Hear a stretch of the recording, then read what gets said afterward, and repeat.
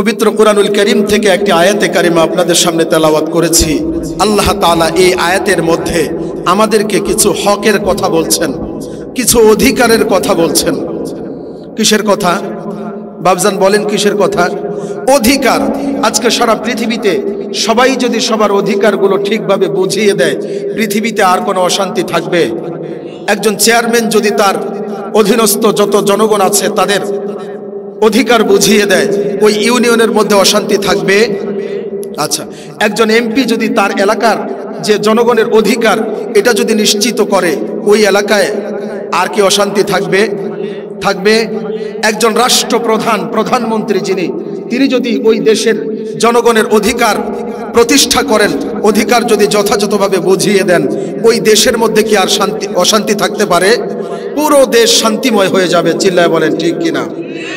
আজকে আমাদের এই যে 15 বছরের ফ্যাসিস্ট সরকার, যে নিজে বলেছিল যে হাসিনা পালায় না, বলেছিল কিনা?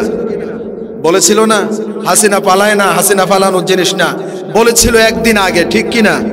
একদিন আগে কথা বলার পরে দ্বিতীয় দিন পালাতে বাধ্য হয়েছে। তার মানে তার পরের দিন যে তাকে বিদায় নিতে হবে এটা সে নিজেও জানে না, ঠিক কিনা বলেন? কিন্তু পালাতে হয়েছে কি কারণে? একটাই কারণ, জনগণের অধিকার যথাযথভাবে সে হক আদায় করে নাই। চিল্লায় বলেন ঠিক কিনা? তো হাজারো অধিকার এরকম রয়েছে, সবগুলো তো আর আলোচনা করার সময় নাই। আমরা এই আয়াতে আলোচিত 3টা অধিকার নিয়ে আজকে আলোচনা করব। কয়টা অধিকার? জোরে বলেন কয়টা? 1 নম্বর অধিকার হলো আল্লাহর অধিকার। কার অধিকার? 2 নম্বর অধিকার হলো মায়ের অধিকার। কার অধিকার? 3 নম্বর অধিকার হলো বাবার অধিকার। এই আয়াতের মধ্যে আল্লাহ তাআলা এই 3টা অধিকারের কথা বলেছেন। কারণ কি জানেন? আমাদেরকে সৃষ্টি করেছেন কে? আল্লাহ। আমাদেরকে 10 মাস 10 দিন গর্ভ ধারণ করেছেন কে? আমাদেরকে 2 বছর পর্যন্ত দুধ খাইয়েছেন তিনি কে? এরপরে আমাদেরকে মাথার ঘাম পায়ে ফেলে কলিজার রক্তকে পানি করে তিল তিল করে আমাদেরকে যিনি মানুষ করেছেন তিনি কে? বাবা। এই জন্য আল্লাহ তাআলা সর্বপ্রথম বলছেন ওয়াকাদা রাব্বুকা আল্লা তা'বুদু ইল্লা ইয়াহু ওয়া বিল ওয়ালিদাইনি ইহসানা। আল্লাহু আকবার বলেন। আমার বন্ধুগণ লক্ষ্য করেন, আল্লাহ রাব্বুল আলামিন বলেন ওয়াকাদা রাব্বুকা আল্লা তা'বুদু ইল্লা ইয়াহু ওয়া বিল ওয়ালিদাইনি ইহসানা। আল্লাহ রাব্বুল আলামিন বলেন, এই বান্দা, আমি আল্লাহ তোমাদের জন্য নির্ধারিত করে দিলাম, তোমাদের জন্য আবশ্যক করে দিলাম, তোমরা সর্বপ্রথম তোমাদের মালিক আল্লাহ রাব্বুল আলামিনের অধিকার তোমরা আদায় করবা, হক আদায় করবা। আল্লাহ রাব্বুল আলামিনের হক কি? তাহলে শুনেন।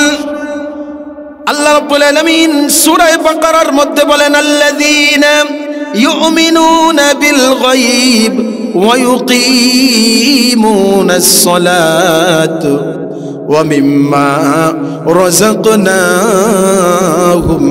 ইউনফিকুন। আল্লাহ রাব্বুল আলামিন বলে, কেন আমার অধিকার আদায় করবে বান্দা? কারণ আমি আল্লাহ তোমাকে সৃষ্টি করেছি এক ফোঁটা নাপাক বীর্য দিয়ে। আল্লাহ রাব্বুল আলামিন 29 পারা সূরা দাহারের মধ্যে বলেন হাল আতা আলাল ইনসানি হিনুম মিনাদ দাহরি লাম ইয়াকুন শাইআম মাযকুরা। আল্লাহ বলেন, বান্দারে, এই পৃথিবীর জমিনে তোমার কোনো অস্তিত্ব ছিল না। কি বলেন? ছিল? এই পৃথিবীর মধ্যে তোমার কোনো অস্তিত্ব ছিল না। তোমার নাম আব্দুর রহমান, তোমার নাম আব্দুল্লাহ, এই পৃথিবীর মানুষ জানতো না, ঠিক কিনা বলেন?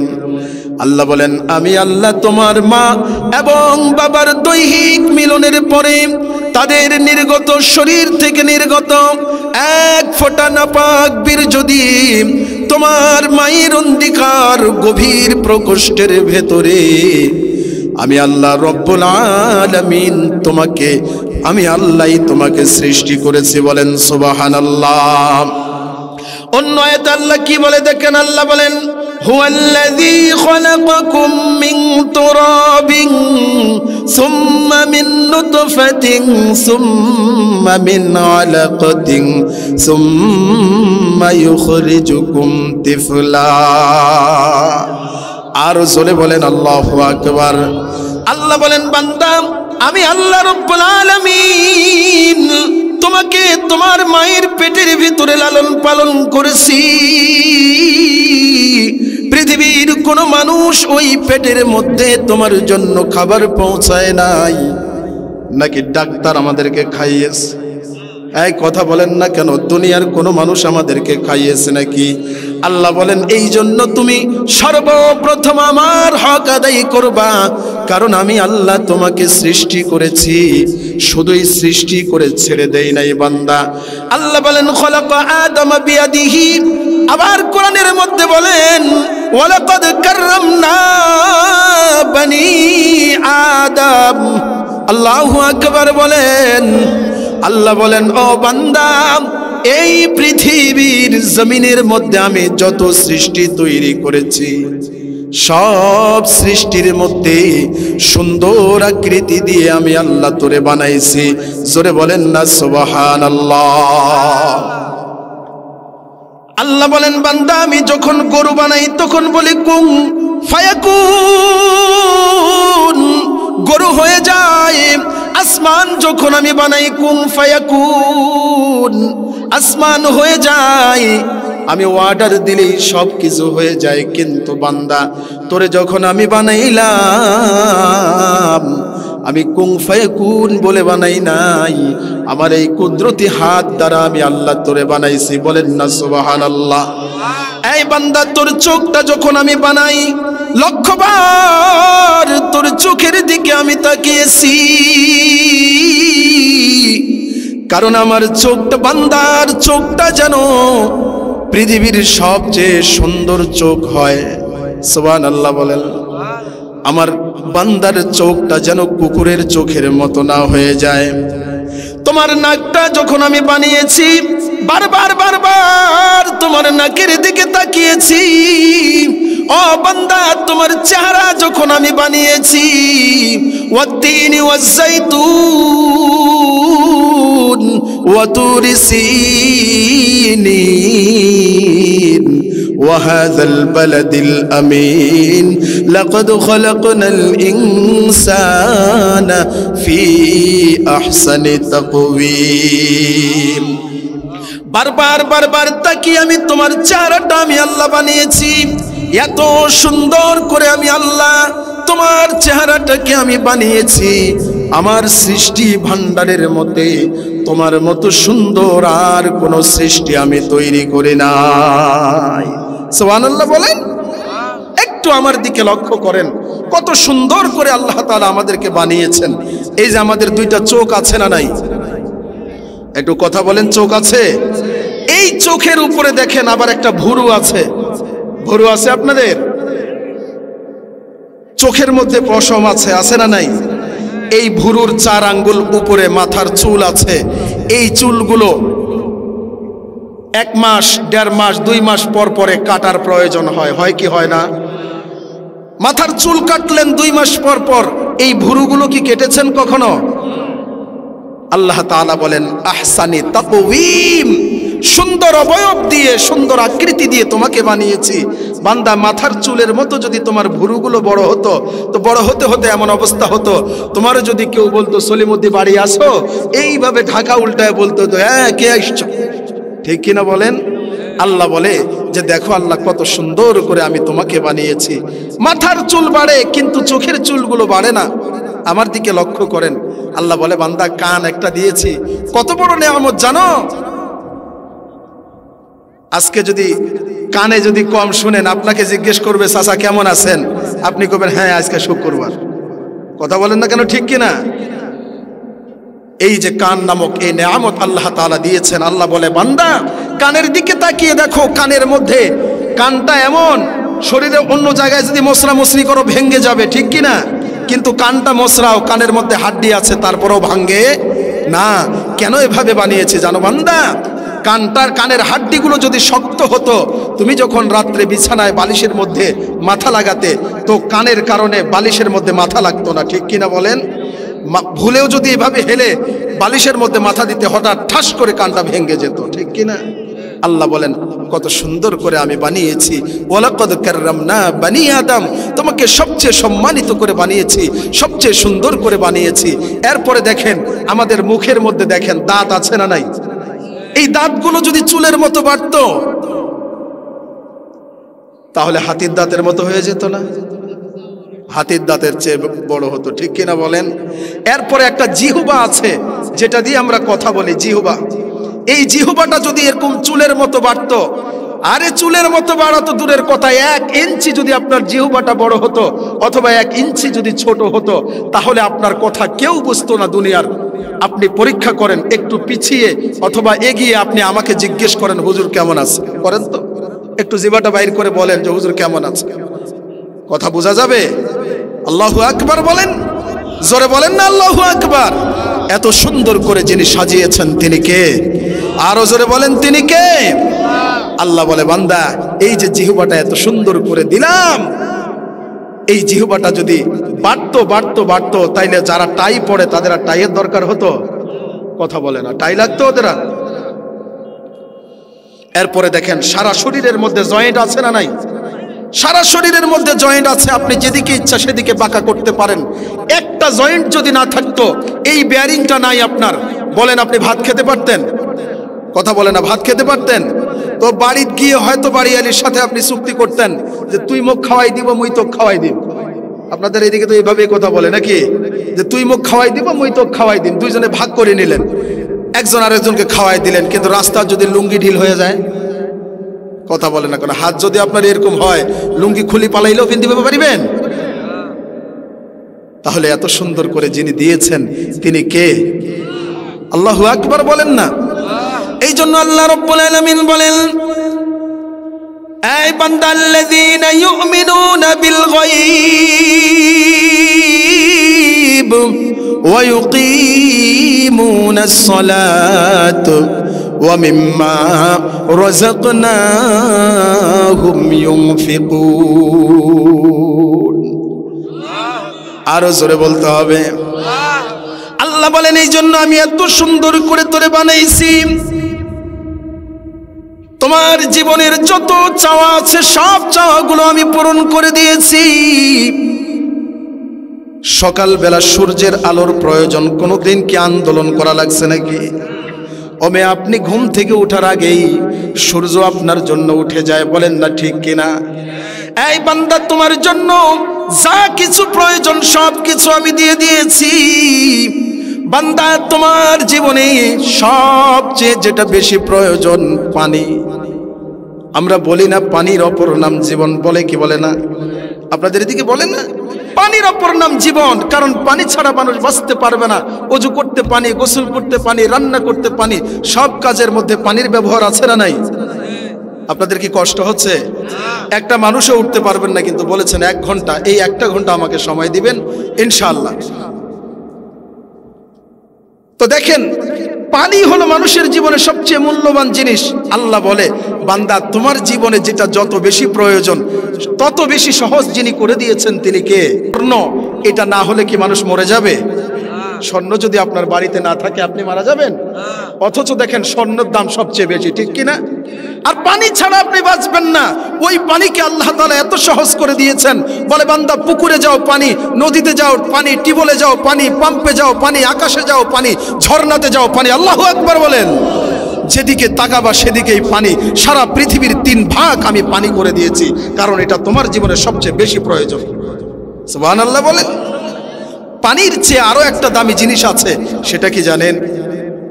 পানি ছাড়া এই যে আমি এখন রাত্রিবেলা গাড়িতে উঠবো, ঢাকায় নামবো, মনে করেন সকাল 7টা 8টা বাজতে পারে, এই দীর্ঘ সময় যদি আমি পানি না খাই আমি কি মারা যাব? রমজান মাসে সারাদিন তো পানি খান না, মারা যায় কেউ পানির অভাবে? তাহলে বলেন পানির চেয়ে আরো একটা দামি জিনিস যেটা ছাড়া মানুষ 1টা সেকেন্ড বাঁচতে পারে না, সেটা কি? অক্সিজেন। আল্লাহু আকবার। এই তো আপনারা বুঝতেছেন সেটা কি অক্সিজেন। আপনি যদি এই মুহূর্তে অসুস্থ হয়ে যান, আইসিইউতে যদি আপনাকে ভর্তি করতে হয়, আইসিইউতে গেলে বুঝতে পারবেন যে অক্সিজেনের মূল্য কত। ঠিক কিনা বলেন? প্রতি ঘন্টায়, প্রতি 2 দিনে আপনাকে, প্রতি 24 ঘন্টায় আপনাকে 5,000 টাকা অক্সিজেনের বিল দিতে হবে। কত? 5,000 টাকা যদি দিনে অক্সিজেনের বিল দেন, মাসে কত আসে? 1.5 লাখ টাকা না? 1.5 লাখ টাকা আল্লাহর অ্যাকাউন্টে দিয়ে শুধু একটা নেয়ামত ভোগ করবেন, শুধু অক্সিজেন কিনে ব্যবহার করবেন। কয়জন মানুষ আছেন? হাত তোলেন। 1.5 লাখ টাকা মাসে দিয়ে অক্সিজেন ব্যবহার করার মতো মানুষ আছে? সব শেষ। ঠিক কিনা বলেন? আল্লাহ বলে, বান্দা, ওই যে পানি আনার জন্য তুমি পুকুরে গেছো, পানি আনার জন্য তুমি নদীতে গেছো, পানি আনার জন্য তুমি সমুদ্রে গেছো, পানি আনার জন্য টিবলে গেছো, পানি আনার জন্য আকাশের বৃষ্টির জন্য অপেক্ষা করেছো, কারণ পানি ছাড়া অনেকক্ষণ বাঁচা যায়, কিন্তু অক্সিজেন ছাড়া যেহেতু একটা মুহূর্ত বাঁচা যায় না, এই জন্য আমি আল্লাহ অক্সিজেন আনার জন্য তোমাকে কোনোখানে যাওয়ার প্রয়োজন আমি সুযোগ দেই নাই। আমি আল্লাহ নিজে তোমার নাকের ডগায় অক্সিজেনকে এনে দিয়েছি, সারা পৃথিবীকে অক্সিজেন আর অক্সিজেন দিয়ে ভরে দিয়েছি। আল্লাহু আকবার বলেন। আল্লাহ বলেন, এই জন্য তুমি সর্বপ্রথম কি করবা? মনে আছে আপনাদের ওয়াজ? সর্বপ্রথম কার হক আদায় করবা? আল্লাহর হক। কারণ কি?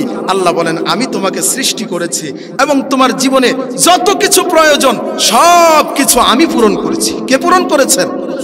নাকি আল্লাহ খায়? আল্লাহ খান? এক রাজার দরবারে আপনারা যদি ওয়াজ শুনেন জমে যাবে, কিন্তু মানুষ কম হোক, আমি কিন্তু 4 জন মানুষ নিয়ে ওয়াজ করতে পারি, এটা আমার সমস্যা না। আমার কথার জবাব দিবেন, ওয়াজ শুনবেন, দেখবেন যে চলবে ইনশাআল্লাহ। যতক্ষণ আপনারা আছেন সেইভাবে চালাবো তো ইনশাআল্লাহ। আল্লাহ কবুল করুক সকালে, সবাইকে বলেন আমিন। এক রাজার দরবারে এক উজির চাকরি করত, হঠাৎ করে চাকরি ছেড়ে দিচ্ছে। অন্য লোক দিয়ে খবর পাঠাইছে, কিরে উজির আসে না কেন? উজির বুঝে না আগের দিনের খবর এগুলো, এখন তো মন্ত্রী। উজির আসে না কেন?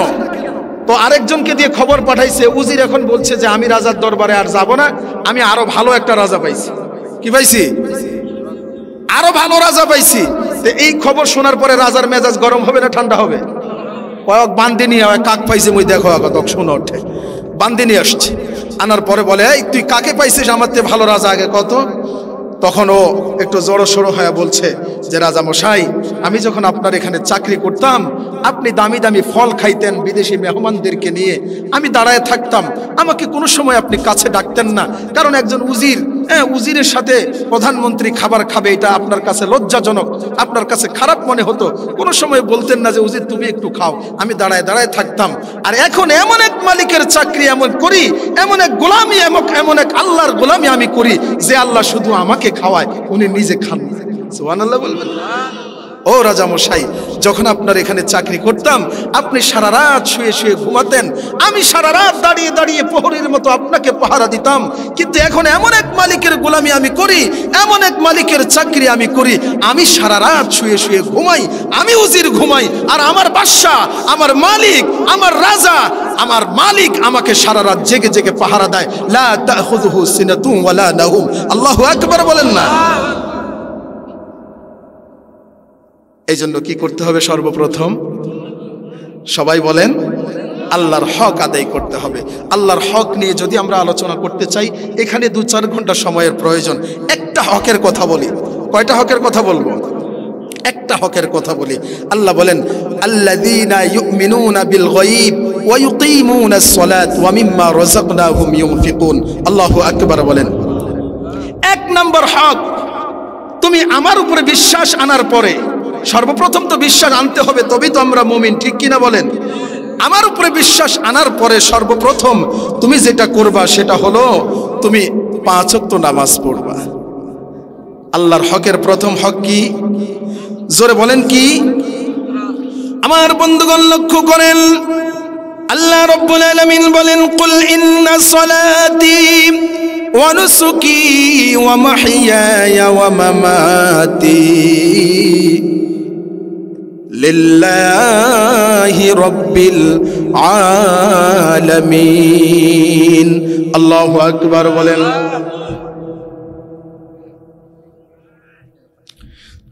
আল্লাহ রাব্বুল আলামিন ডেকে বলে, বান্দা, সর্বপ্রথম তোমার যে হক সেটা হলো তুমি 5 ওয়াক্ত নামাজ পড়বা। কার জন্য নামাজ? জোরে বলেন, কার জন্য পড়বেন নামাজ? নাকি মানুষকে দেখানোর জন্য? এখন কিন্তু নির্বাচনের সময় আসতেছে সামনে। এখন কিন্তু অনেক মানুষ পাবেন যারা মানুষকে দেখানোর জন্য নামাজ পড়ে, ঠিক কিনা বলেন? আমি তো দেখছি, এমনও চেয়ারম্যান দেখছি আসরের নামাজ 3 ওয়াক্ত 3 বার পড়ে। হ্যাঁ, আসরের নামাজ 3 বার পড়ে। এই মসজিদে একবার পড়ে বাইর হয়ে দৌড়ে আরেক মসজিদে যাচ্ছে, উঠে পড়ে আবার বাইর হয়ে আরেক মসজিদে যাচ্ছে। কথা বুঝেন না? কারণ কি? সবাই দেখুক যে আমি নামাজ পড়ি। এই নামাজ দিয়ে কি আল্লাহর হক আদায় হবে? জোরে বলেন, আল্লাহর হক আদায় হবে? নামাজ পড়তে হবে কয় ওয়াক্ত? জোরে বলেন, কয় ওয়াক্ত? 5 ওয়াক্ত। দিনে কয়বার নামাজ? সবাই বলেন কয়বার? কিন্তু আমরা এই নামাজটাকে বানিয়ে ফেলেছি এখন বিভিন্ন আইটেমের। কেউ আছে শুকুর আলী নামাজি, আমি বলি এইভাবে, কি আলী নামাজি? শুকুর আলী নামাজি, উনি শুধু শুক্রবারে নামাজ পড়েন। কেউ আছে কোরবান আলী নামাজি, কোরবানি আসলে নামাজ পড়ে। আপনাদের এদিকে নাই মনে হয়, সারা বছর নামাজ পড়ে না, কোরবানি আসলে নামাজ পড়ে, কোরবান আলী নামাজি। আরেকজন আছে রমজান আলী নামাজি, আপনাদের এদিকে আছে? রমজান মাস আসলে ওর ঠেলায় মসজিদে তার ঢুকায় যায়। কথা বলেন ঠিক কিনা? রমজান আলী নামাজি। তাহলে আমরা কি শুকুর আলী নামাজি হব? কোরবান আলী, রমজান আলী? আমরা হব রেগুলারই, ঠিক কিনা বলেন? আল্লাহ তাআলা বলেন, বান্দা এই 5 ওয়াক্ত নামাজ তুমি যখন নামাজের মধ্যে দাঁড়াও বান্দা, আমি আল্লাহ এত খুশি হয়ে যাই। সাজদা যখন দাও বান্দা, তুমি তো মনে করো যে মাটির মধ্যে সাজদা দিচ্ছ না বান্দা, তুমি কপাল মাটিতে লাগানোর আগেই আমি আল্লাহ তোমার কপালের নিচে আমার কুদরতি হাত বিছিয়ে দেই। চিল্লায় বলেন না আল্লাহু আকবার। ও বান্দা, তুমি জানো তুমি যখন নামাজ পড়া শুরু করে দাও, নামাজের মধ্যে বলো আলহামদুলিল্লাহি রাব্বিল আলামিন, বলার সাথে সাথেই আমি তোমার প্রত্যেকটি কথার জবাব দিতে থাকি। আল্লাহু আকবার বলেন। এই মুসলমান, একটু লক্ষ্য করেন, আল্লাহর হাবিব যখন মেরাজে গেলেন, মেরাজে যখন গিয়েছেন আল্লাহ রাব্বুল আলামিন তখন নবী মুহাম্মদুর রাসূলুল্লাহকে ডেকে জিজ্ঞেস করে, ওগো আল্লাহর পয়গম্বর, এই জায়গায় আপনি এসেছেন, এমন জায়গায় এসেছেন, এই জায়গায় পৃথিবীর কোনো পয়গম্বর আজ পর্যন্ত আসতে পারে নাই, পৃথিবীর কোনো সৃষ্টি আসতে পারে নাই। আপনি সর্বপ্রথম এসেছেন আল্লাহর বাড়িতে। আল্লাহর বাড়িতে এসেছেন আল্লাহর সাথে দেখা করার জন্য এসেছেন। আল্লাহর জন্য কি নিয়ে এসেছেন? সুবহানাল্লাহ বলেন। আল্লাহর হাবিব চোখের পানিগুলো ছেড়ে দিলেন, বললেন, ইয়া আল্লাহ, আমি কি নিয়ে আসবো বলেন? আমার কাছে কি আছে? আমার বাপ নাই, আমার মা নাই, চাচার কাছে মানুষ হয়েছে, চাচাও নাই, কত কষ্টে কষ্টে কষ্টে আমি বড় হয়েছি, আপনি আর বাড়িতে আমি এসেছি, আমি কি নিয়ে আসবো? তবে আল্লাহ, আমি আপনার জন্য একটা জিনিস নিয়ে এসেছি, যে জিনিসটা আপনার কাছেও নাই। সুবহানাল্লাহ বলেন। এমন একটা জিনিস আজকে আমি আপনাকে উপহার দিতে চাই, এমন একটা জিনিস আপনাকে আমি উপঢৌকন হিসেবে দিতে চাই, যেটা কার কাছে নাই? আল্লাহ আপনার কাছেও নাই। সুবহানাল্লাহ বলেন। এই কথাটা আত্তাহিয়াতুর মধ্যে আল্লাহ তাআলা ঢুকিয়ে দিয়েছেন। আত্তাহিয়াতু লিল্লাহি ওয়াসসালাওয়াতু ওয়াত-তাইয়্যিবাত। আল্লাহর হাবিব বলেন যে আমার যত প্রকারের ইবাদত আছে, আমার সেজদা, আমার রুকু, আমার যা কিছু আছে, তাসবিহ, তাহলিল, সব কিছু আপনার কদমে সেজদার মাধ্যমে আমি লুটিয়ে পড়ে গেলাম। আল্লাহু আকবার বলেন। এরপরে আল্লাহ রাব্বুল আলামিন নবীর এই দৃশ্য দেখে নবীকে সালাম দেয়, আসসালামু আলাইকা আইয়ুহান নাবিয়্যু। সুবহানাল্লাহ বলেন না। আল্লাহ বলেন, আসসালামু আলাইকা আইয়ুহান নাবিয়্যু ওয়া রাহমাতুল্লাহি ওয়া বারাকাতুহু। ওগো রাসূল, আমার পক্ষ থেকে আপনি সালাম গ্রহণ করুন, রহমত গ্রহণ করুন, বরকত গ্রহণ করুন। আল্লাহর হাবিব তখন কি বলে জানেন? আল্লাহর হাবিব বলেন, আসসালামু আলাইনা ওয়া আলা ইবাদিল্লাহিস সালিহিন। ওগো আল্লাহ, আপনি যে রহমত, বরকত, যে সালাম আপনি আমাকে দিচ্ছেন, এটা শুধু আমাকে দিলে হবে না, আমার সমস্ত উম্মতের জন্য এটা বরাদ্দ করতে হবে। চিল্লায় বলেন না সুবহানাল্লাহ। আল্লাহ তাআলা তখন বলেন, ওগো নবীজি, আপনার উম্মতের জন্য আমি বরাদ্দ করতে চাই। আপনার উম্মতের জন্য যদি আপনি আমার রহমত, আমার বরকত, আমার সালাম যদি আপনি নিয়ে যেতে চান, তাহলে হাদিয়া স্বরূপ আপনাকে 5 ওয়াক্ত নামাজ দিচ্ছি। আপনার কোনো উম্মত যদি এই 5 ওয়াক্ত নামাজ পড়ে, তাহলে কি হবে? আপনি এখানে এসে মেরাজ করেছেন, আর আপনার উম্মত যখন নামাজের মধ্যে দাঁড়িয়ে যাবে, আমি স্বয়ং আল্লাহ তার সামনে হাজির হয়ে তার সাথে কথা বলবো। চিল্লায় বলেন সুবহানাল্লাহ। আমার বন্ধুগণ লক্ষ্য করেন, এই জন্য কোন মানুষ যখন নামাজের মধ্যে দাঁড়ায় যায়, আলহামদুলিল্লাহি রাব্বিল আলামিন, আল্লাহ তাআলা সাথে সাথে তার জবাব দেন হামিদানি আবদি। আপনি কি বললেন? সমস্ত প্রশংসা একমাত্র আল্লাহর জন্য, ঠিক কিনা? আল্লাহ রাব্বুল আলামিন সাথে সাথে বলে হামিদানি আবদি। এই ফেরেশতারা তাকিয়ে দেখো, আমার বান্দা আমার প্রশংসা করেছে। আপনি যখন বলেন আর রহমানির রহিম, আল্লাহ তখন বলে আসনা আলাইয়া আবদি। আল্লাহ তাআলা তখন বলে এই ফেরেশতারা দেখো, আমার বান্দা আমার প্রশংসা করেছে। আপনি বলেন মালিক ইয়াউমিদ্দিন, আল্লাহ বলে মাজ্জাদানি আবদি। দেখো আমার বান্দা আমার বড়ত্ব বর্ণনা করছে। আপনি যখন ইয়্যাকা না'বুদু ওয়া ইয়্যাকা নাস্তাঈন, আয় আল্লাহ আমি তোমার ইবাদত করি, তোমার কাছে সাহায্য প্রার্থনা করি, এভাবে যখন বলেন তখন আল্লাহ বলে হাযা বাইনি ওয়া বাইনা আবদি। আল্লাহু আকবার। আল্লাহ তখন বলে, আপনি যখন বলেন আল্লাহ আমি তোমার ইবাদত করছি এবং তোমার কাছে কি চাই, এই ঠান্ডা পানি আছে, তখন আল্লাহ তাআলা বলে বান্দা এটাই তো তোমার সাথে আমার সম্পর্ক, যে তুমি আমার ইবাদত করবে, আমার কাছে সাহায্য চাবে, আর আমি তোমার চাওয়াগুলো পূরণ করে দিব। চিল্লায় বলেন না সুবহানাল্লাহ। আল্লাহ তাআলা বলে বান্দা তুমি যখন সেজদাতে যাও আমি এত বেশি খুশি হই কেন জানো? তুমি যখন সেজদার মধ্যে চলে যাও তোমার আকৃতিটা হয়ে যায় মুহাম্মদের মতো। কিসের মতো? কখনো দেখেছেন মুহাম্মদ যে আমরা লিখি মিম হা মিম দাল, এই মিম হা মিম দালের মতো হয়ে যায় আমরা যখন কোথায় যাই? সেজদা যাই। কথা বুঝতেছেন? আমরা যখন কোথায় যাই? সেজদাতে যাই। আল্লাহ বলে বান্দা তুমি সেজদায় গিয়ে আমার নবীর সাদৃশ্য অবলম্বন করেছো। যেই নবী আকাশের দিকে আঙ্গুল তুললে চাঁদ দুটুকরো হয়ে যায়, যেই নবী আকাশের দিকে পা তুললে মেরাজ হয়ে যায়, এমন নবীর সাদৃশ্য তুমি অবলম্বন করেছো। ও বান্দা তুমি ওই সেজদায় যাওয়ার সাথে সাথেই আমার নবীকে আমি যেরকম হাবিব ঘোষণা দিয়েছি, আমার বন্ধু ঘোষণা দিয়েছি, সাথে সাথে তোমাকেও আমি আমার বন্ধু বানায় নেই। সুবহানাল্লাহ বলেন। হাবিব বুঝেন? হাবিব বুঝেন? হাবিব কাকে বলে বুঝেন? একটা হলো খলিল, একটা কি খলিল। ইব্রাহিম খলিলুল্লাহ আছে না? ইব্রাহিম খলিলুল্লাহ। খলিল কাকে বলে আর হাবিব কাকে বলে শুনলে আশ্চর্য হয়ে যাবে। শুনবেন? কষ্ট হচ্ছে না তো আপনাদের? খলিল বলে যে নাকি আল্লাহর বন্ধু হতে চায়। খলিল কাকে বলে? যে আল্লাহর বন্ধু হতে চায়। ইব্রাহিম আলাইহিস সালাম কার বন্ধু হতে চায়? আল্লাহর বন্ধু হতে চায়। আল্লাহ তাআলা তখন ইব্রাহিমকে কি বলে জানেন? এই ইব্রাহিম তুমি আমার বন্ধু হতে চাও, আমার বন্ধু হওয়া তো অত সহজ না। আমার বন্ধু হতে হলে তোমাকে অনেকগুলো পরীক্ষা, অনেক বিপদ মুসিবতের রাস্তা পাড়ি দিয়ে এরপরে আমার বন্ধু হতে হবে। সুবহানাল্লাহ বলেন। হযরত ইব্রাহিম বলে আমি রাজি আছি। পরীক্ষা শুরু হয়ে গেল। প্রথম পরীক্ষা কি? যে 80 বছর পর্যন্ত আল্লাহ তাআলা ইব্রাহিম আলাইহিস সালামকে কোনো সন্তান দেন নাই, ঠিক কিনা? ইব্রাহিম আলাইহিস সালাম বলেন রব্বি হাবলি মিনাস সালিহিন। শুধু দোয়া করেন রব্বি হাবলি মিনাস সালিহিন। আপনারাও পড়েন রব্বি হাবলি মিনাস সালিহিন। ইব্রাহিম আলাইহিস সালাম শুধু দোয়া করে আল্লাহ তুমি মরা গাছে ফুল ফোটাতে পারো, তুমি চৌচির জমিনের মধ্যে বৃষ্টি দিয়ে ফল ফলাদি ফসাতে পারো। আয় রব্বুল আলামিন, যে আল্লাহ মরা গাছে ফল ধরাতে পারে ওই আল্লাহ 80 বছর বয়সে সন্তান দিতে পারে কি পারে না? জোরে বলেন পারে কি পারে না? এই জন্য ইব্রাহিম দোয়া করে রব্বি হাবলি মিনাস সালিহিন। আয় আল্লাহ তুমি আমাকে একটা নেককার সন্তান দান করো। আমাদের কারো যদি সন্তান না থাকে আমরা দোয়া করি আল্লাহ আমার একটা ছেলে দাও, ঠিক কিনা বলেন? অথবা বলি মেয়ে দাও, ঠিক কিনা?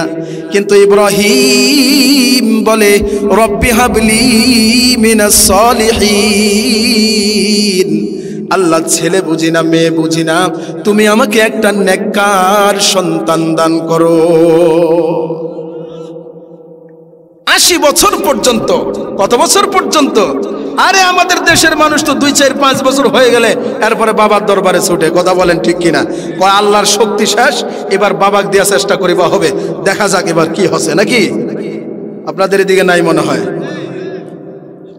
আল্লাহ তাআলা আমাদেরকে হেফাজত করুক। আমি সাইডের আলোচনায় যাচ্ছি না, মূল কথাগুলো আপনাদেরকে বোঝানোর চেষ্টা করছি।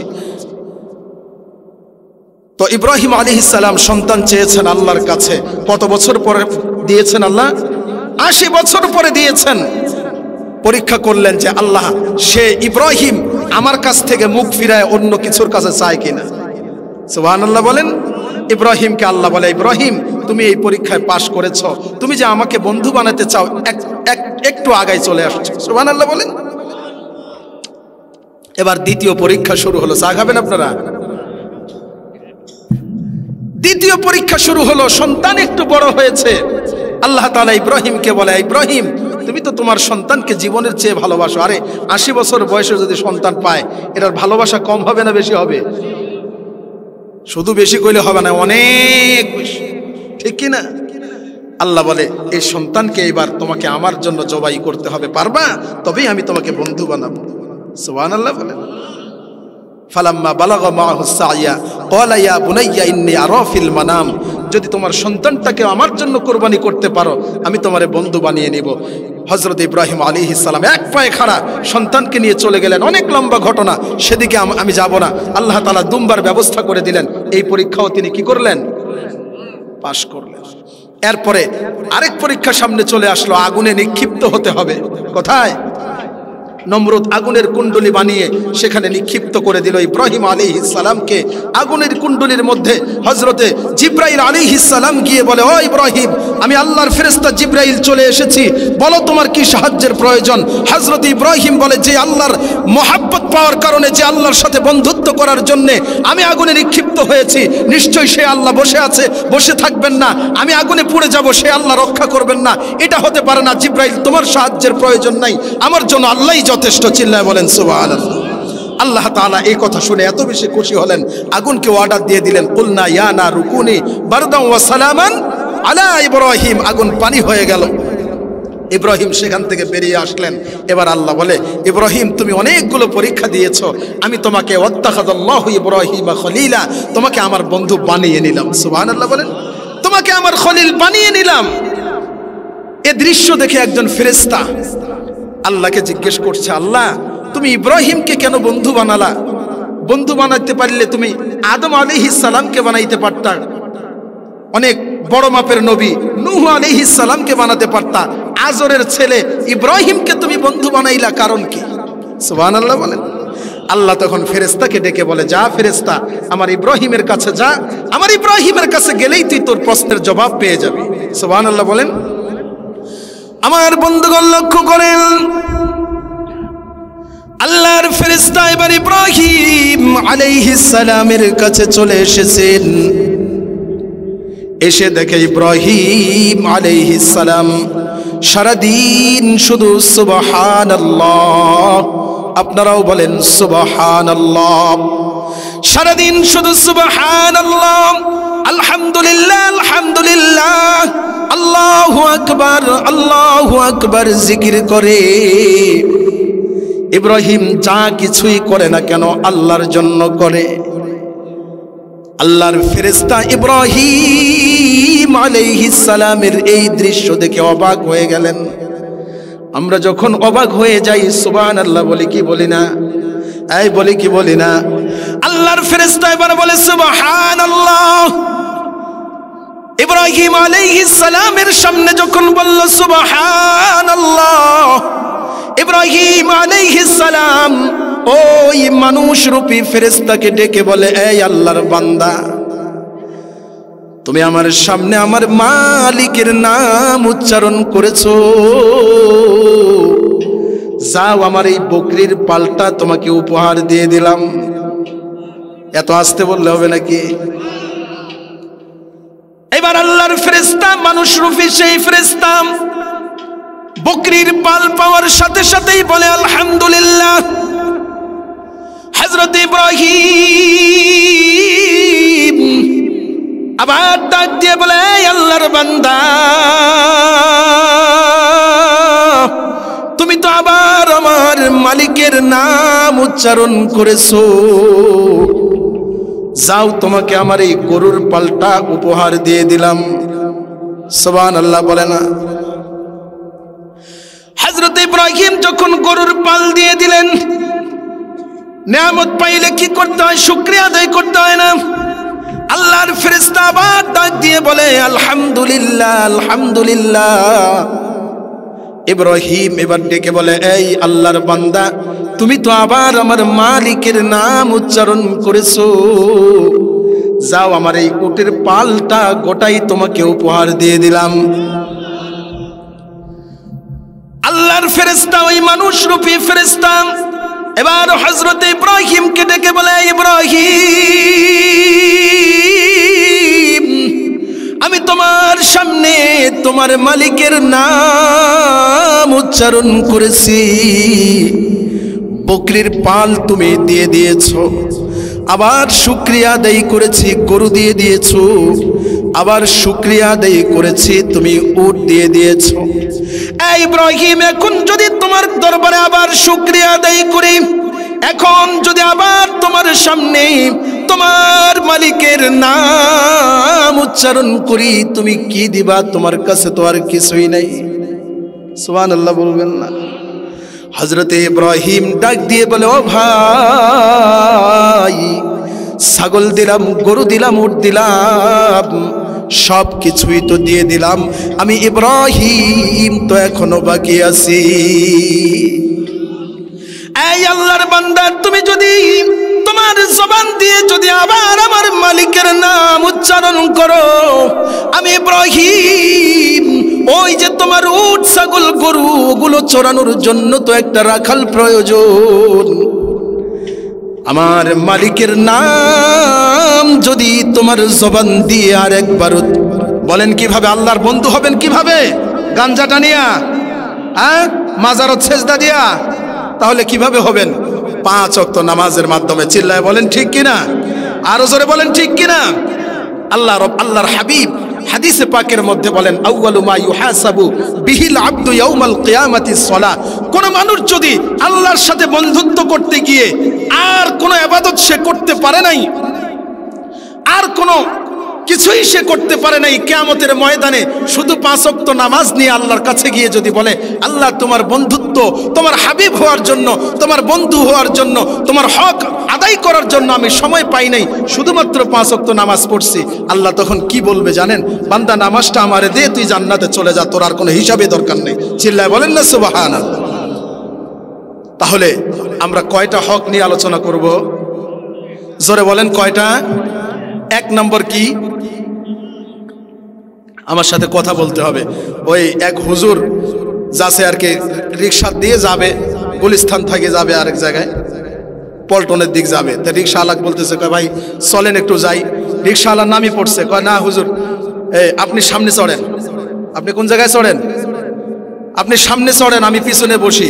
আপনি পিছনে বসে থাকবেন আর আমি সামনে চালাবো, হ্যান্ডেল এই পেডেল ঘোরাবো, এটা আমার দ্বারা সম্ভব না, এটা বেয়াদবি দেখা যায়। আপনি সামনে বসেন, আমি পিছনে বসি। এটা কি হুজুরকে সম্মান দেওয়া হয়েছে না কি অপমান হয়েছে? কি কহেন আপনারা? তো এখন আপনারা যদি মনে করেন হুজুর ঢাকা থেকে আসছে, হুজুর ওয়াজ করিবে, আমরা কেন এটা এত সুবহানাল্লাহ আলহামদুলিল্লাহ কব? সুবহানাল্লাহ আলহামদুলিল্লাহ করে লাভ আছে না নাই ভাই? জোরে বলেন, লাভ আছে না নাই? একবার যদি সুবহানাল্লাহ বলেন, একবার যদি আলহামদুলিল্লাহ এই জমিনে বসে বলেন, এই জমিনটা তো আজকে এমনি, কালকেও ছিল সাধারণ জমিন, কথা বলেন ঠিক কিনা? আজকে এটা হলো জান্নাতের বাগান। এই জমিনের মধ্যে বসে যদি একবার সুবহানাল্লাহ আপনার সাথে যদি সম্পৃক্ত হয়ে যায়, এই জমিন কিয়ামতের ময়দানে আল্লাহকে সাক্ষী দিবে, আল্লাহ এই মানুষগুলো রাতের আধারে এই যে কষ্ট করে কুয়াশার মধ্যে, ঠান্ডার মধ্যে ওই ময়দানের মধ্যে গিয়েছিল, এদেরকে তো কোনো টাকা দেয় নাই, এদেরকে খিচুড়িও খাওয়ায় নেই। না খিচুড়ি খাওয়াবে? খিচুড়িও খাওয়ায় নেই, কিছুই করে নাই, তারপরও এরা গেছে।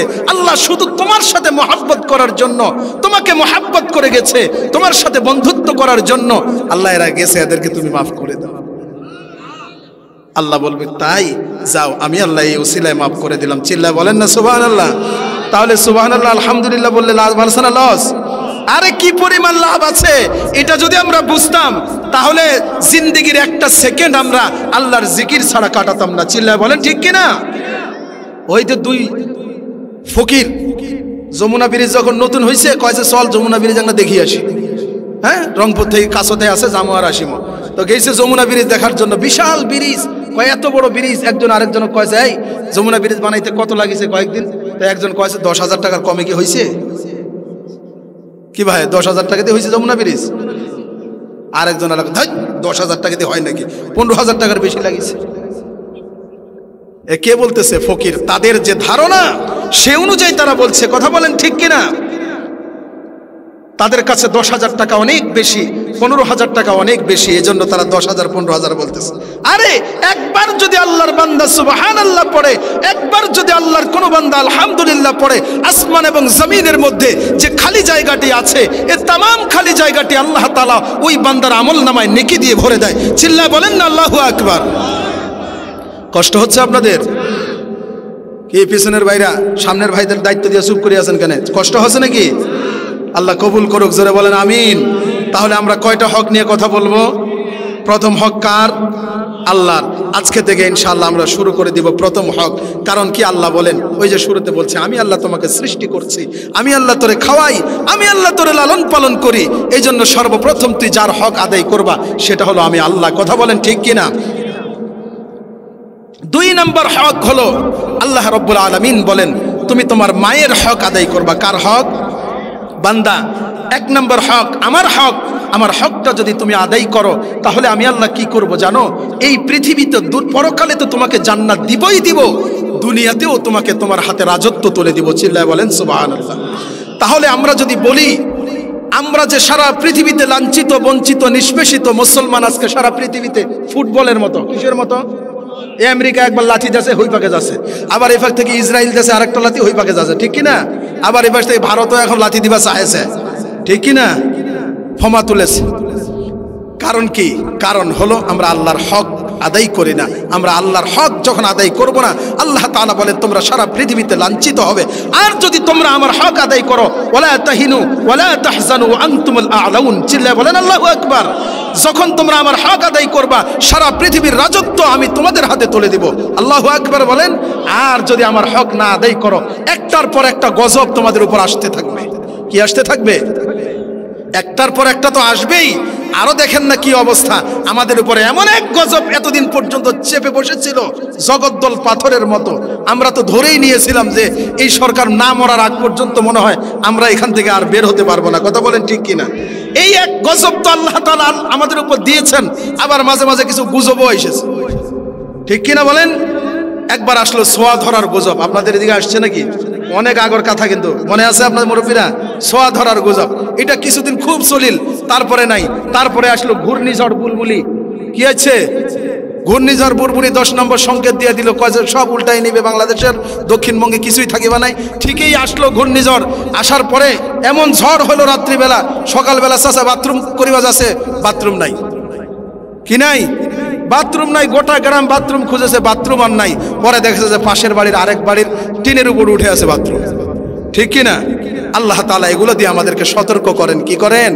সতর্ক করেন যে এই দেখ এক বাথরুম উল্টাই দিয়েছি, এক বাড়ি উল্টাই দিয়েছি, আমার হুকুম যদি, আমার হক যদি আদায় না করো, আমি চাইলে গোটা দেশটাকে উল্টাই দিতে পারি। চিল্লায় বলেন ঠিক কিনা? এরপরে আসলো ডেঙ্গু মশা। কি মশা? প্রতিদিন মশার কামড়ে 40 জন 50 জন করে মারা যাচ্ছে, আছে না নাই? দেশের সরকার টেনশনে পড়ে গেছে, অন্য দেশ থেকে তখন কি আনছে?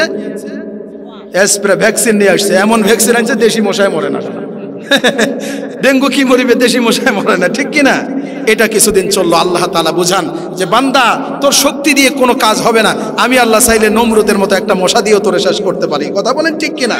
কিন্তু আমাদের তো হুশ হয় না। এরপরে আল্লাহ দিল করোনা। কি দিল? আরে এমন এক রোগ, এটা ডাক্তারও খুঁজি পায় না এটা কি জিনিস। কয়েছে সোয়া হইলেই বেলে রোগ, সোয়াইলেই রোগ। এমন বিপদ। ওই বাড়ি আমাদের ঢাকা শহরে উপর থেকে ব্যাগ ছাড়িয়ে দিয়েছে, কয়েছে ওইটা তরকারি দিয়ে ওইটা আমি টাকা দিয়ে দিচ্ছি, বুঝলেন না? দড়ি দিয়ে বান্ধি দিয়ে ব্যাগ ছাড়িয়ে দিয়েছে, ওইটা দিয়ে দে। তো ওইটা যে দেশে যে তরকারি আলা তরকারি বেছে ভ্যানত করে হয়তো হাত দিয়ে তুলে দিন। কথা বলেন ঠিক কিনা? বাঁচার কোনো উপায় আছে যদি আল্লাহ না বাঁচায়? আহারে মুসলমান, এই করোনার সময় আপনি জানেন এই যে করোনার এরকম বিপদ গজব আমাদের উপর দিয়ে গেল, এই গজবের সময় বাংলাদেশের মধ্যে সবচেয়ে বেশি এমবি বিক্রি হয়েছে। তার মানে গজব দিয়ে আল্লাহ তাআলা আমাদেরকে বোঝাতে চান পরকালের কথা। আর আমরা গজবের সময় ইন্টারনেট চালায় চালায় চালায় চালায় আল্লাহ বুঝাচ্ছি, আল্লাহ তুই যতই দে আমরা আর নড়েছি নেই। কথা বলেন ঠিক কিনা? আল্লাহ তাআলা আমাদেরকে হেফাজত করুক, বলেন আমিন। এরপরে গজব আসছে পেঁয়াজের মধ্যে। কিসের মধ্যে? পেঁয়াজের মধ্যে। সকালবেলা চাচা ব্যাগ নিয়ে গেছে, কয়ে পেঁয়াজ কত রে? কয়ে 50 টাকা কেজি। দেড় বেটা বিকালে নিনু মই কালকায় নিনু 30 টাকা, এলা 50 টাকা হইল। হ্যাঁ 50 টাকা দাম বাড়ে গেছে। চাচা কাছে পেঁয়াজ আর নিবো না মুই আজকে। চলে গেল বাড়িতে। পরের দিন আসছে পেঁয়াজ কত? কয়ে 100। কত? কয়ে না আইজ নিম নাই, কাল নিম, দেখি কমে যদি। পরের দিন গেছে 200, তারপরের দিন কত? 300, 250, 300, এভাবে বাড়তে আছে। চাচা শেষে 7 দিনের মাথায় চিন্তা করিল পেঁয়াজ আর দরকার নাই, আল্লাহর নাম নিয়ে হয় মূলা নিয়ে বাড়ি চলে গেছে। কথা বলেন ঠিক কিনা? তো আল্লাহ তাআলা বলে, যখন তুমি আমার হক আদায় না করবা, আমার হক যখন আদায় না করবা, তখন কি করব? আমি একটার পর একটা গজব তোমাদের উপর পাঠাতেই থাকবো। আজকে সারা পৃথিবীতে মুসলমান লাঞ্ছিত, সারা পৃথিবীর মধ্যে মুসলমান আজকে বঞ্চিত, অপদস্থ, নিষ্পেষিত। এর পিছনে কারণ কি? বান্দা আল্লাহর হক আদায় করে না। কথা বলেন ঠিক কিনা? আল্লাহ তাআলা বলেন, আমি তোমাদেরকে সবচেয়ে শ্রেষ্ঠ করে বানিয়েছি, সবচাইতে সম্মানী করে বানিয়েছি, কিন্তু তুমি যদি তোমার কাজ না করো, অবস্থাটা কি হবে দেখেন। এই যে লাইটটা, এটা কি স্টেজের নিচে না উপরে? কথা বুঝতেছেন আমার? স্টেজের উপরে। এই লাইটটা যদি এখন আলো দেওয়া বন্ধ করে দেয়, ওই বাবাজি লাইটটা এখনই খুলে ফেলবে। কথা বলেন ঠিক কিনা? খুলে ফেলে এটা ওই যে গোবরের ধাবত ফেলাবে, ঠিক কিনা? কারণ কি? এর যে কাজ, ও কাজ বন্ধ করে দিয়েছে, ঠিক কিনা?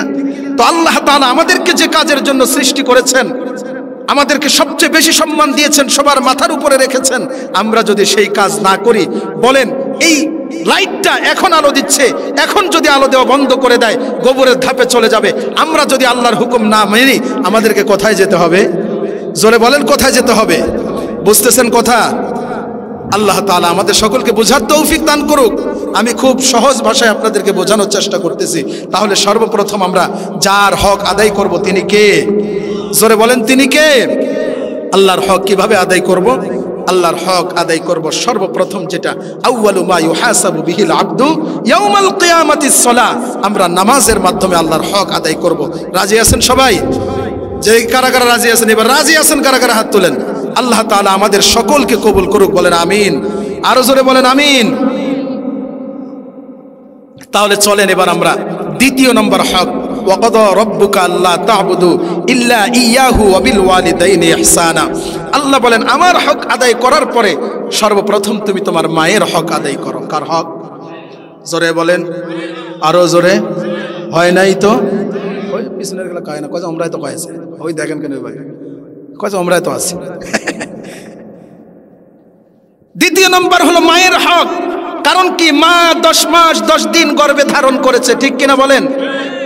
মা মৃত্যু যন্ত্রণা সহ্য করে লিটারে লিটারে রক্ত প্রবাহিত করে আপনাকে জন্ম দিয়েছে।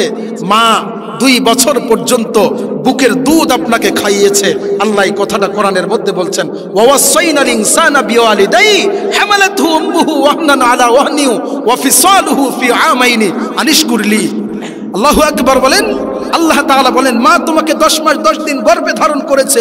কি কষ্টটা হয়েছে, মা ছাড়া পৃথিবীর অন্য কোনো মানুষ এটা অনুধাবন করতে পারবে না। চিল্লায় বলেন ঠিক কিনা? 10 মাস 10 দিন তোমাকে পেটের মধ্যে বহন করেছে, বুকের তাজা দুধগুলো খাইয়ে খাইয়ে তোমাকে মানুষ করেছে। মা তোমাকে যদি পেটের ভেতরে আসার সাথে সাথেই যদি এখনো ইনজেকশন দিয়ে মারি ফেলায় না, মা চাইলে তোমাকে নষ্ট করে দিতে পারতো, কিন্তু মা নিজের জীবনকে বাজি রেখে যখন সন্তান দুনিয়া আসবে সময় হয়ে যায়, এলা তো সিজারে হচ্ছে, ঠিক কিনা? মা যখন বাচ্চা আসার সময় হয়ে যায়, মা স্বামীর কাছে মাপ চায়, আত্মীয় স্বজন সবার কাছে মাপ চায়। ডাক্তার যদি বলে যে বাচ্চা বাঁচবে না হয়তো আপনি বাঁচবেন, কোনটা চান? তখন মা কি বলে? মা কি বলে বলেন? আমার জীবনের বিনিময় হলেও আমার বাচ্চাটা যেন দুনিয়ায় বেঁচে থাকে। কথা বলেন ঠিক কিনা? এই জন্য আল্লাহ বলেন, ওয়াকাদা রাব্বুকা আল্লা তা'বুদু ইল্লা ইয়াহু ওয়া বিল ওয়ালিদাইনি ইহসানা। ও বান্দা, আমার হক আদায় করার পরে তুমি কার হক আদায় করবা? আমার বন্ধুগণ লক্ষ্য করেন, আল্লাহর হাবিব বলেন, আল জান্নাতু তাহতা আকদামিল উম্মাহাত এই বান্দা তুমি জান্নাত খোঁজো, জান্নাতের জন্য আলেমের কাছে দোয়া চাও, ইমাম সাহেবের কাছে দোয়া চাই। কথা বলেন ঠিক কিনা? এই বান্দা পীরের কাছে গিয়ে জান্নাত চাও, কিন্তু আমি আল্লাহ তোমার জান্নাত তোমার মায়ের পায়ের নিচে রেখেছি। আল্লাহু আকবার বলেন। এই মুসলমান, পৃথিবী বিখ্যাত একজন আলেম, পাকিস্তানের তাকি উসমানী, নাম শুনছেন নাকি আপনারা? নাম শুনছেন? পাকিস্তানের তাকি উসমানী হজের মধ্যে যাবেন, সব কিছু রেডি হয়ে গেছে। হঠাৎ বাবা অসুস্থ হয়ে গিয়েছে। বাবাকে ডেকে বলে, বাবা গো, তুমি অসুস্থ, তোমাকে আমি রেখে কেমনে হজে যাই? আমি হজ ক্যান্সেল করে দিলাম, আমি তোমার সেবা করতে চাই। সুবহানাল্লাহ। তাকি উসমানের বাবা বলে, না, তুমি হজের সবকিছু টাকাও জমা দিয়েছো, টিকিটও কেটে ফেলেছো, তুমি হজে চলে যাও। তাকি উসমানী তার বাবাকে জবাব দিলেন, ওগো বাবা, আমি চাইলে 2 মাস 6 মাস পরের বছর আবার হজ করতে পারবো, কিন্তু আপনি অসুস্থ হয়েছেন, আপনি আল্লাহ না করুক 2-4-5 দিন পরে যদি মারা যান, তাহলে আমি আর আপনার সেবা করার সুযোগ পাবো না। এই জন্য আমি আপনার সেবাটাকেই বেছে নিলাম, হজটাকে মাইনাস করে দিলাম। সুবহানাল্লাহ বলেন। তাকে উসমানী সাহেবের বাবা তার মাথায় হাত দিয়ে দোয়া করেছিলেন যে আল্লাহ তাআলা সারা পৃথিবীতে তোমাকে সম্মানিত করুক। আজকে সারা পৃথিবীতে তিনাকে চিনে কার দয়ায়? জোরে বলেন, কার দয়ায়? কোন সময় জানেন আপনি, কোন সময় মায়ের চেয়ে, মদিনার চেয়ে মায়ের মূল্য বেশি হয়ে যায়। কোন সময় কাবার চেয়ে আপনার বাবার মূল্য আল্লাহর কাছে বেশি হয়ে যায়। আল্লাহু আকবার বলেন।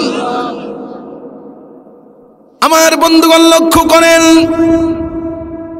আল্লাহর পয়গম্বর একদিন হযরত উমর রাদিয়াল্লাহু তাআলা আনহু ডেকে বলেন, এই উমর, আমার ইন্তেকালের পরে এই মদিনায় আমার একটা পাগল আসবে, যার নাম হবে ওয়াইসুল করনি।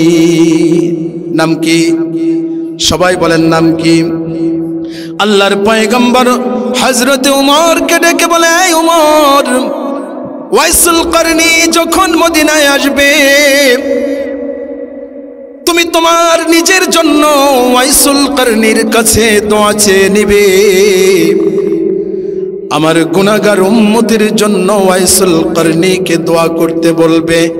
আর এই যে জুব্বাটা তোমার কাছে আমানত রেখে গেলাম, ওয়াইসুল করনি যখন মদিনায় আসবে রে উমর, আমার এই জুব্বা মুবারকটা তুমি ওয়াইসুল করনিকে হাদিয়া দিবে।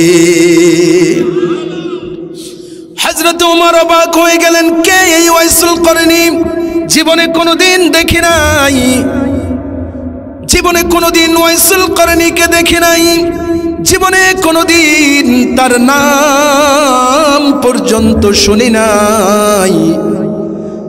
হযরত ওমর আল্লাহর হাবিবকে ডেকে জিজ্ঞেস করে, ওগো আল্লাহর রাসূল, কে এই ওয়াইসুল করনি? তাকে জীবনে কোনোদিন দেখি নাই, তার কাছে আমাকে দোয়া নেওয়ার জন্য বললেন, তার জন্য আপনি জুব্বা মোবারক হাদিয়া দিলেন।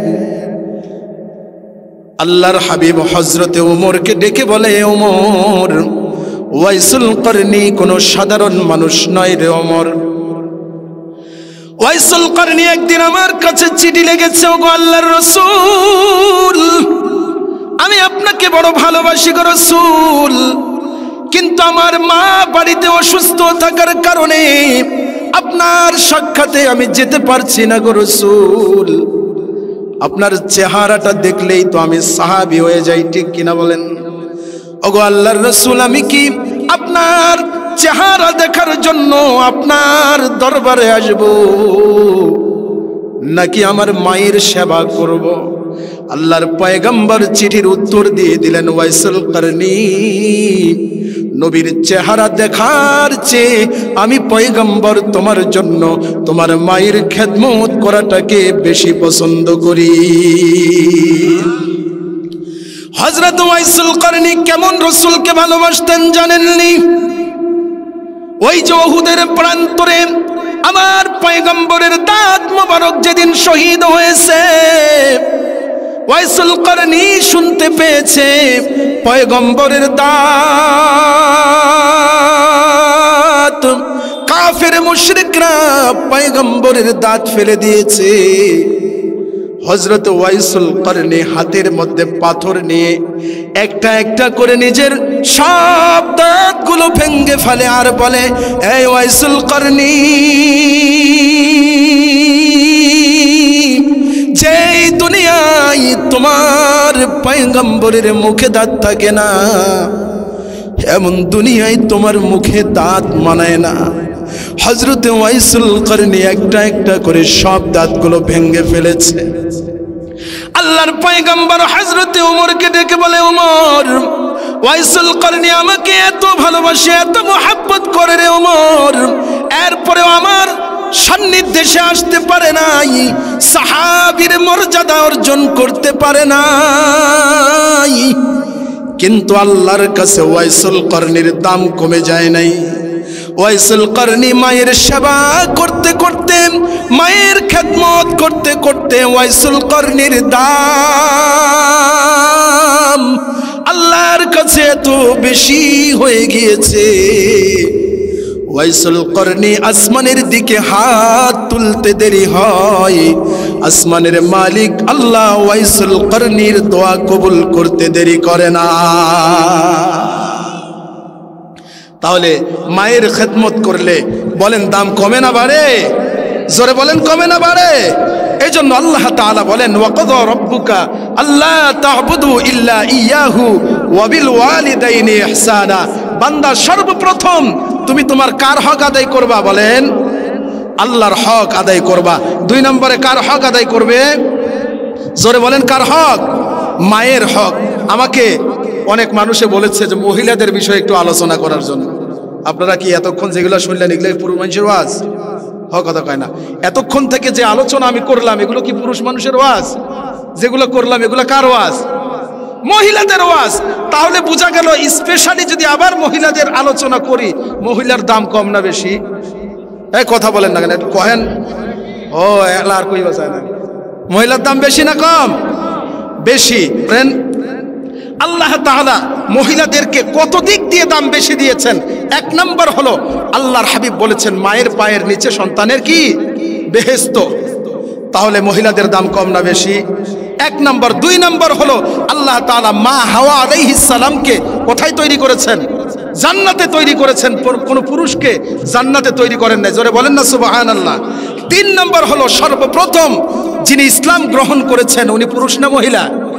হযরত খাদিজা রাদিয়াল্লাহু তাআলা আনহা। আল্লাহু আকবার বলেন।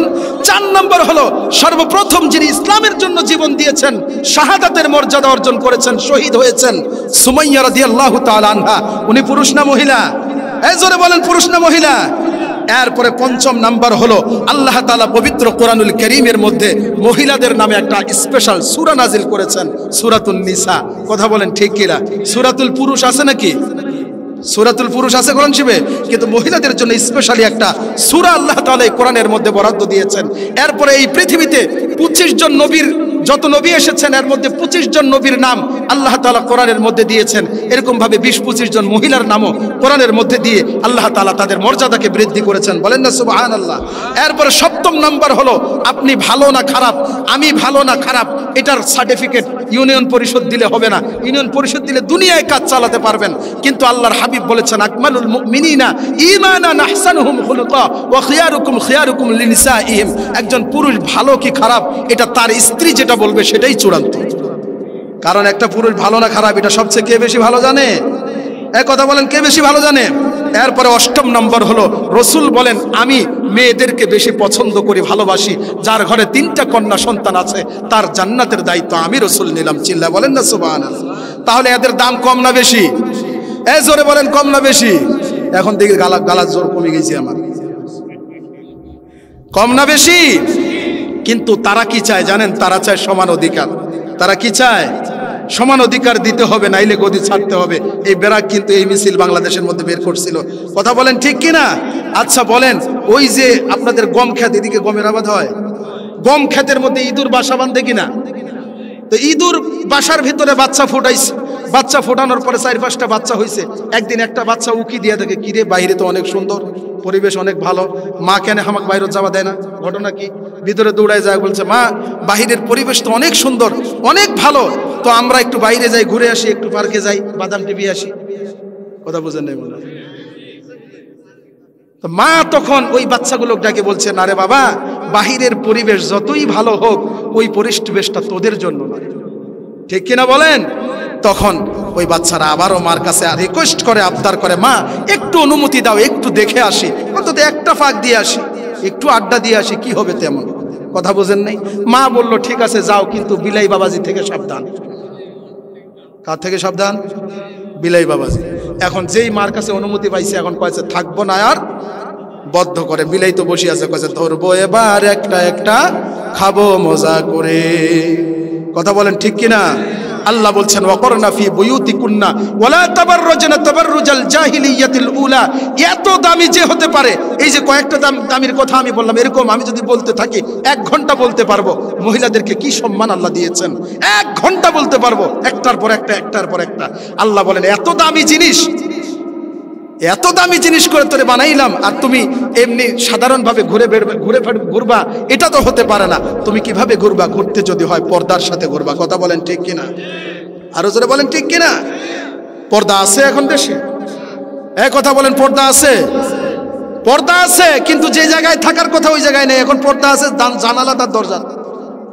কথা বলেন না কেন? আপনাদের এদিকে জানালায় আর দরজায় পর্দা আছে, কিন্তু পর্দা থাকার কথা ছিল নারীর দেহে। এটা দেহ বাদ দিয়ে এখন চলে গেছে কোনটে? জানালা আর দরজায়। আল্লাহ তাআলা আমাদেরকে হেফাজত করুক, বলেন আমিন।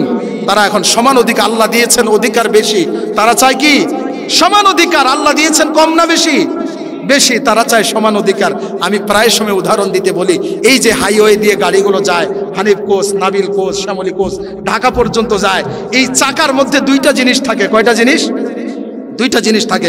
একটা হলো টিউব, আর একটা হলো টায়ার। ঠিক কিনা? এখন টিউব যদি টায়ারকে বলে যায়, তোর সাথে আমি 12 বছর থেকে সংসার করেছি। কয় বছর?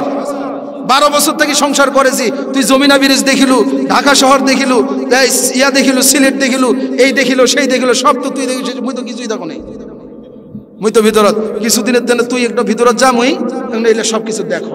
বলেন তো দেশ চলবে? গাড়ি চলবে? গাড়ি চলবে? তার মানে কি? যার জায়গা যেখানে থাকে সেখানেই থাকতে হবে। আমরা স্বর্ণ কি গোবরের ধাপে রাখি? স্বর্ণ আপনাদের এদিকে এরকম চালাক মানুষ আছে, গোবরের ধাপত রাখে। কোথায় রাখেন? আলমারির ভেতরে রাখেন। আলমারির ভেতরে আবার আরেকটা ডয়ার, ডয়ারের ভেতর আরেকটা ডয়ার, ওইটার ভিতর আরো ছোট ডয়ার, ওইটার ভিতর আরো একটা ফির কটুয়া, কটুয়ার ভিতরে ফির আবার নাল কাপড় দিয়ে পেঁচায়। ঠিক কিনা? কারণ কি? হ্যাঁ, দামি জিনিস। কথা বলেন ঠিক কিনা? দামি জিনিস। আল্লাহ তাআলা এই কথাটাই আমাদেরকে বোঝাচ্ছেন যে নারী তুমি হলো দামি জিনিস। তুমি কেন রাস্তায় সাইকেল চালায় বেড়াবা? আপনাদের দিকে চালায়?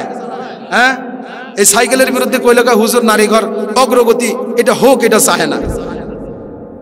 আমরা যখন সাইকেলের বিরুদ্ধে বলি, পর্দার বিরুদ্ধে বলি, তখন কি বলে যে মেয়েরা আগে এগিয়ে যাক, এটা হুজুররা কি চায় না। আরে এমন আগাছে সাইকেল নিয়ে আগাইতে আগাইতে ওর বাড়ির ব্রেক ধরেছে তো সাইকেল আরেক বাড়ি যায় থামেছে। কথা বোঝেন নাই? কষ্ট হচ্ছে আপনাদের? অগ্রগতি কি হইতেছে আমরা তো দেখতেছি। ঠিক কিনা? এই অগ্রগতি কি হচ্ছে আমরা দেখি না? আগে কি ডাস্টবিনের মধ্যে বাচ্চা পাওয়া যায়? তো যেদিন থেকে সাইকেল চালাবা ধরছেন আর শুক্রবারে কোচিং করা ধরছেন, ওই দিন থেকেই দেখা যাচ্ছে ওয়ায় ওয়ায় ওয়ায় ওয়ায়। কথা বলেন না কেন? ঠিক কিনা? আল্লাহ তাআলা আমাদের সকলকে বোঝার এবং আমল করার তৌফিক দান করুক। এই যে ভাই একটা মাদ্রাসা দিছে, আপনার ভাইকে সবাই চিনেন তো? এই যে কথাগুলো এতক্ষণ থেকে বললাম, আল্লাহর হক এবং মায়ের হক, বাবার হক, এগুলো যদি আমরা আদায় করতে চাই, এগুলো সম্পর্কে আগে আমাদেরকে জানতে হবে। কথা বলেন ঠিক কিনা? কথা বলেন ঠিক কিনা? নামাজ জানতে হবে কিনা? আমার এক মুসল্লি নামাজ পড়ে জেঙ্গরি এইভাবে নামাজ পড়ে। আমি চাচা কি কয়েছেন? কয়েছে নামাজ পড়েছে। আমি আসেন আমার কাছে, আসেন একটু আলহামদুলিল্লাহ সূরাটা শোনান তো। কাছে হুজুর গোটা তো পারি না, 3টা আয়াত পারি, কিন্তু ওর পড়ার যে স্টাইল, কথা বুঝেন নাই? ওর পড়ার যে স্টাইল, মানে ওই সব গোটা কোরআন শরীফ খায়া শেষ করে দিছে। বোঝেন নাই মনে হয়? আছে এরকম মুসল্লি আপনাদের এদিকে? আলহামদুলিল্লাহ সূরা পারে না, 40 বছর হয়ে গেছে, 50 বছর হয়ে গেছে, অথচ ইমাম সাহেবের দরবারে একবারও যায় না। এটা কি শরমের কথা ভাই? হ্যাঁ, তাহলে আমরা যদি আল্লাহর বন্ধু হতে চাই, আল্লাহর হক যদি আদায় করতে চাই, পদ্ধতি আছে। পদ্ধতি 1 নম্বর হলো নিজে কোরআন শিখব। নিজে কি করব? জোরে বলেন কি করব? এই যে এইবার কিন্তু আওয়াজ বাইরে না, জোরে বলেন কি করব? কোরআন শিখব। সন্তানকে কোরআন শেখাবো। সন্তানকে কি করব? কোরআন শেখাবো। যারা কোরআন শিখে তাদেরকে সাহায্য সহযোগিতা করব। এই 3টা কর্মসূচি আজকে থেকে আমাদেরকে শুরু করে দিতে হবে। রাজি আছেন সবাই? 1 নম্বর কি? 1 নম্বরে কোরআন শিখবো, বলেন আমার সাথে। 1 নম্বর কোরআন শিখবো। 2 নম্বর সন্তানকে কোরআন শেখাবো। কি? সন্তানকে কোরআন শেখাবো। 3 নম্বর কি? যারা কোরআন শেখায় তাদেরকে মহাব্বত করব। মহাব্বত করব কিভাবে? কিভাবে মহাব্বত করবেন? মহাব্বত করবেন অর্থ দিয়ে, শ্রম দিয়ে, সময় দিয়ে, মেধা দিয়ে। এই দিয়ে একটা মাদ্রাসার দিকে আপনারা একটু খেয়াল রাখবেন। এটা হলো কি? যদি আপনি আল্লাহর সাথে বন্ধুত্ব করতে চান।